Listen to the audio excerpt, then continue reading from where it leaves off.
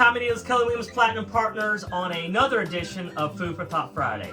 Today, we're discussing the power flush. Now, what are we talking about? We're talking hot water heater power flushing time, baby. There's two types of flushes we can do.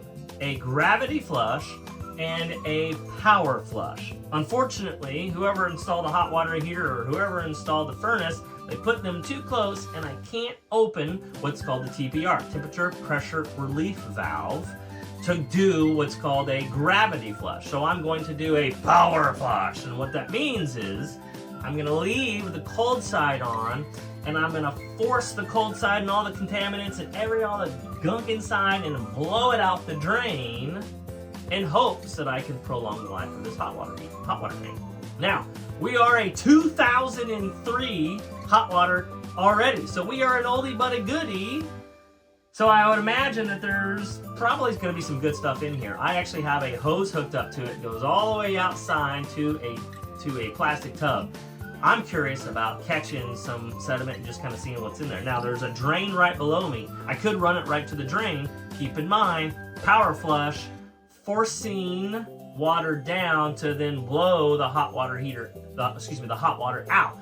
So make sure you're careful. You don't want to burn yourself.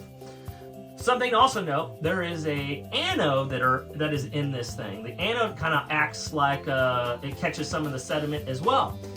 It attracts to it, and you can replace those just with a simple socket up top. Now they're 4 feet long.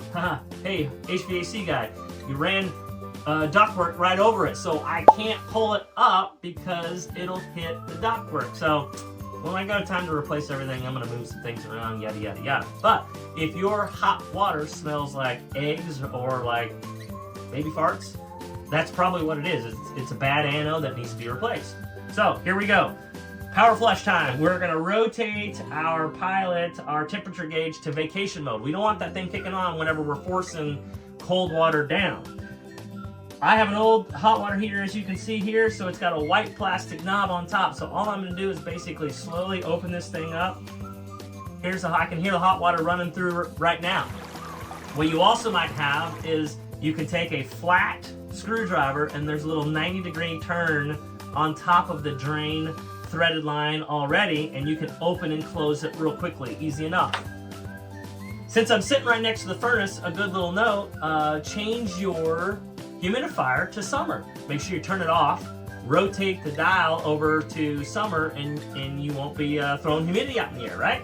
So what we'll do is we'll let this thing run for about 15 minutes or so, power flushing everything out, cold water in, hot water out. Keep in mind, I'm getting rid of all of the hot water heater, all the hot water out of the water heater, so make sure you don't do it on a day right before there's going to be 20 people taking showers because you're not going to have any hot water. To reverse everything up, shut it off, rotate back the temperature to whatever you feel is comfortable, whether hot, warm, however it is. If you ask my wife, it needs to be on super, super hot.